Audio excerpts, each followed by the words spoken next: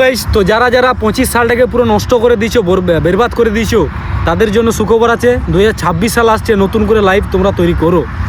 যে কোনো কাজ, পিএসসি বলো, জিডি বলো, কেপি বলো, বিপি বলো, যাই বলো, তোমরা মোটামুটি ফিল আপ করে যাও। কেন এইটা লাগবে, এটা পাওয়া যাবে না। তোমার ড্রিম আছে এটা সুপার বাইক, ঠিক আছে পারবে, কিন্তু তোমার কাজ বাছা চলবে না। কাজ যদি বেঁচেছো পারবে না কোনো কিছু।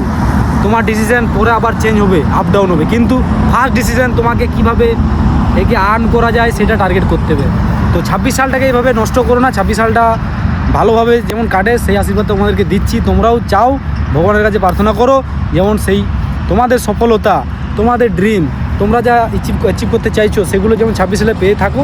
সেটার জন্য কঠোর পরিশ্রম করো। যে কোনো কাজ কিন্তু বেচো না, ঠিক আছে? ডিনাই করো না, সবাই অ্যাকসেপ্ট করবে। ঝাড়ু বলো, ঘর মুছা বলো, সব লজ্জার কিছু নেই ভাই। মিডল ক্লাস ফ্যামিলি সব কিছু করেছি, তোমরাও করো যদি সফলতা দেখতে চাও তোমাদের মধ্যে।